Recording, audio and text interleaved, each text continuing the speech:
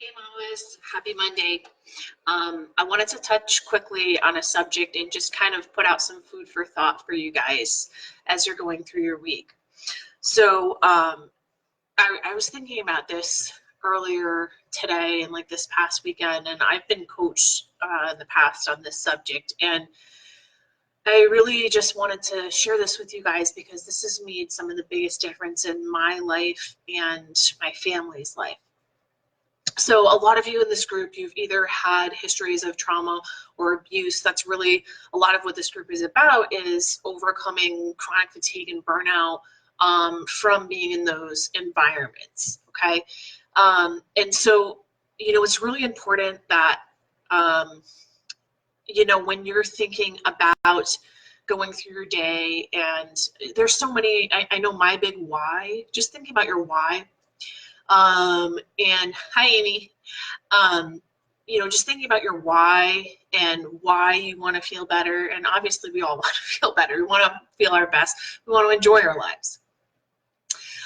But also for me, it's, I want my kids to have more.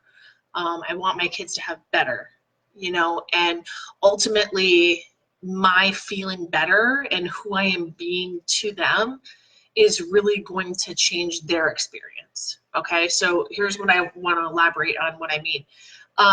So if we are in a chronic state of this is how generational cycles get passed down. We repeat subconsciously what we know, right? If we're not feeling well and we are continually going down a cycle and choices and paths of continually giving of ourselves, and who we're being is kind of this I know this one well, kind of like a martyr, like you're doing for everybody else except for yourself, and you're not setting good boundaries, and then you're just carrying all this, like sometimes you can carry anger because you're so exhausted and so burnt out. So the question when I was in this that I really had to ask myself was, how am I showing up for me? How am I showing up, and who am I being in my own life? And my answer was like, I felt like somebody came over and punched me in the face. My answer was like, I am a doormat. Holy crap. I have become a doormat. How did this happen? Why am I saying yes to all this stuff? How did this come about? And so much of it was like subconscious.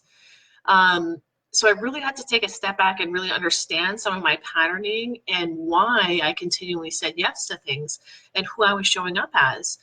And why I say this is because so many times, and give me a like if you understand this, so many times we want to like do for our kids. We have, we want to sometimes, especially if you have some codependent patterns, which I've really been working on hard at unraveling, is, you want to do more for your kids. You want them to have a great childhood. You want them to have things you never have. You don't want to be like so-and-so or whatever. But if you continue down those same patterns in who you are being, what will happen is ultimately what you don't want to happen. Okay. And so kids learn truly from you, not necessarily what you're saying to them, but from who you are being to them. Okay. So if you're saying, I love you and this and that, and then you're really angry all the time, or you're really exhausted, and, they pick up on that. And sometimes they internalize those things as their fault. And so they might say like, well, mom's mad and it's my fault, even though you're not necessarily projecting that might be the message that they're taking on. Or that if you're being mean to yourself, or talking about how you're overweight in front of them and you don't like yourself, or you wished this and that, and you're kind of presenting yourself in a way that you don't have a choice, they're going to see that, and they're taking on those messages and cues from you, and they're understanding that that's how they're supposed to be. Okay, so the key is, and I just want to get across that if you are doing that right now, it's okay. Just observe and acknowledge that, oh, okay, yes, that's what's happening right now. I need to change that. You don't have to go into kind of this shame cycle that we get into that's like, oh my God, I'm doing that. And we start, at least I do, but you get wrapped in your own head of how bad of a mom you are. And you go down this mom guilt bashing cycle that's really not helpful for you either, right? And a lot of us, that can happen so often. We want to do the right things or anything like that. And we tend, just in general, as moms, to really beat ourselves up, right? We can go into that like, oh my God, I didn't do this right or whatever. So the key here is that who you're being to yourself and who you're modeling is who your children are going to be to themselves. Right. So if you are somebody who is saying about your weight and really beating yourself up about that, or if you're doing for everybody and you're not giving yourself any love, they see that. They think that's a normal, right? So it's really our consciousness and our awareness levels of our own thoughts, behaviors, and patterns that really help to break these, and just acknowledging, oh, that's what's happening. This is the growth cycle. This is how you break some of those patterning.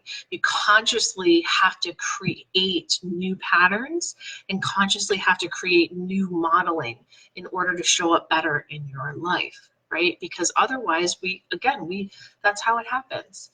Generational trauma is one of those things where it's like, who knows where it started?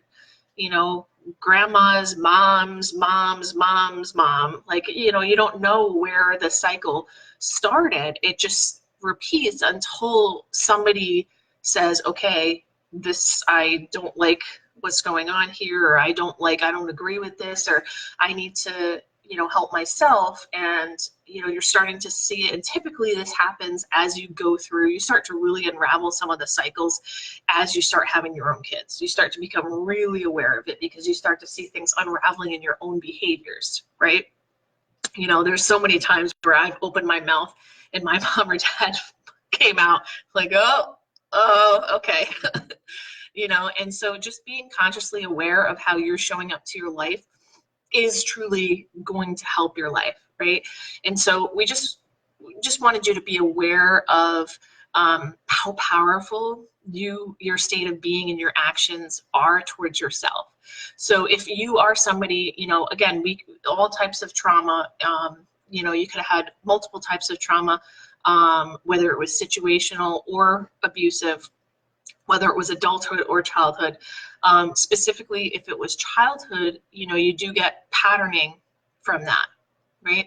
So it's important that as you're going along your healing journey, understanding that some of those patterns, especially with adrenal fatigue, is, you run on these patterns and these subconscious processing. And over time, if you're responding from that, you see me posting about survival and different types of, threatening reactions. If you are somebody who's parenting at this point, you might not even know that you have PTSD from being in those situations. You might not even recognize some of those situations as abusive. You might not even put two and two together yet, and that's okay.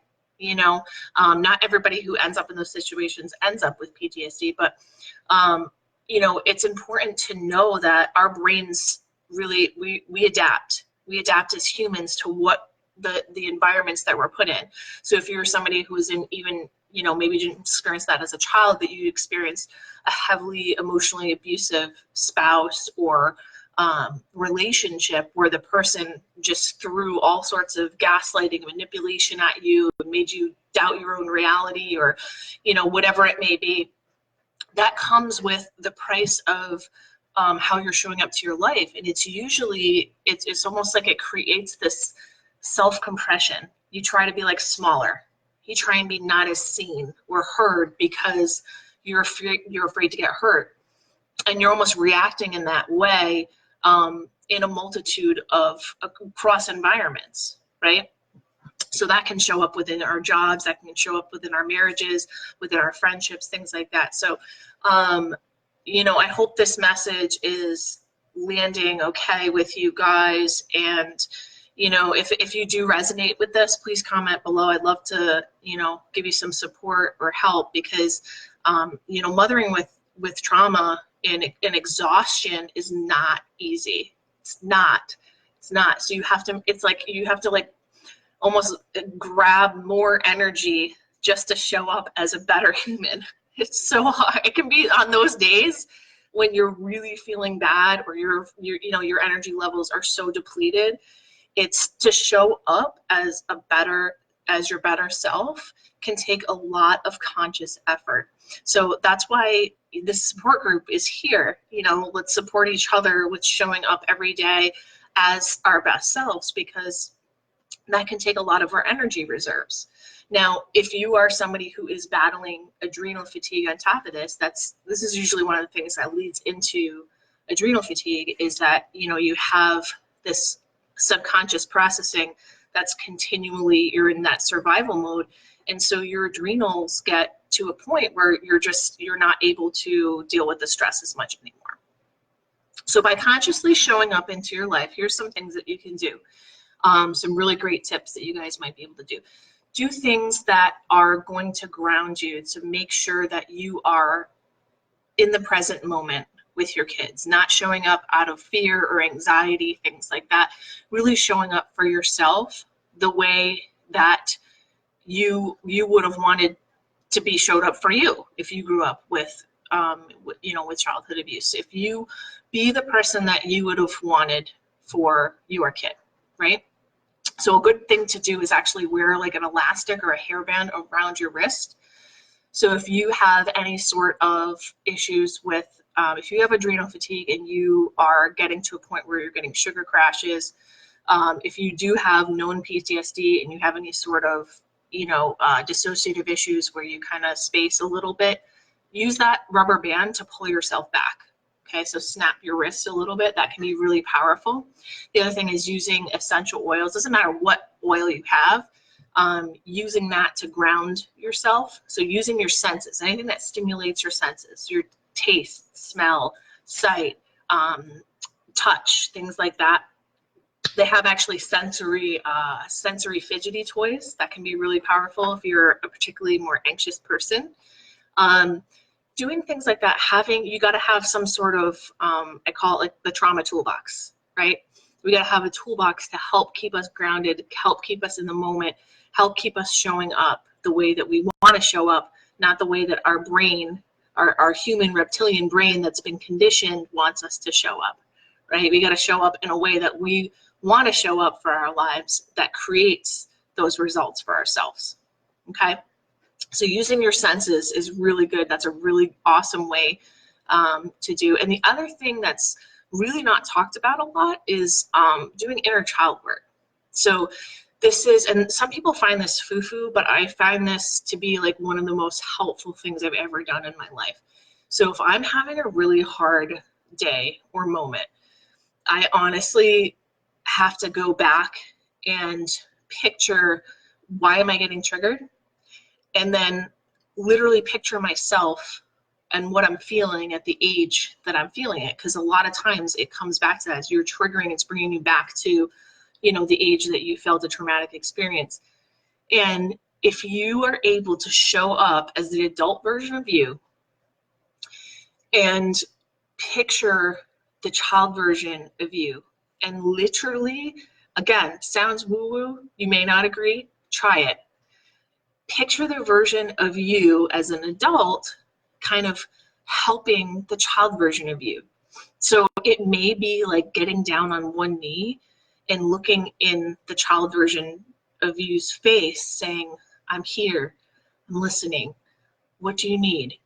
Tell me how you're feeling. Things that you may not have gotten.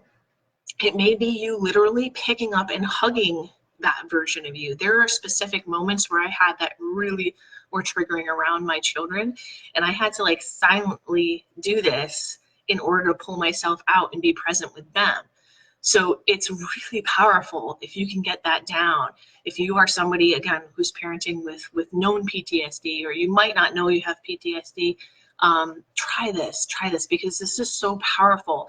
It's so powerful because it's so validating and regulating to your system. You're going to be surprised at how well and how quickly your body can actually calm down in that circumstance. Because a lot of times, it's when we're revved up or, you know, exhausted, we're not giving ourselves what we need. You know, especially with adrenal fatigue, it's like perpetual distraction and numbing from stuff we don't want to either face. So we just kind of like burn ourselves out, or just, you know, go on perpetual overdrive, and, you know, we're not even aware of it. Okay, so try those techniques today. Comment below if this is helpful for you, or if it's not, tell me what would be helpful for you. I definitely want us to support each other more. So the elastic band around the wrist, the essential oils, and also the inner child work. Okay, and if you guys try that this week, please post your experiences and let me know what was helpful for you. Because I guarantee you, if you are experiencing that and you have any background like this, there's so many people that are experiencing the same thing, and they just might not want to say it, or be the first one to post. So I hope you found that helpful. I hope you have an amazing week. I hope you continue, especially on the week of Valentine's Day. We think about doing things for other people and our kids. Please don't forget to give yourself the love that you need and deserve for all you do for others. That's so important, and that's really, I want to help you guys to understand the importance of that, and the importance of how much you matter, you know, and make sure that you know you matter. Okay, have a great week, and I'll go live again soon. If there's any topics you guys want me to cover, I'm happy to do that as well. All right, thanks so much for joining in.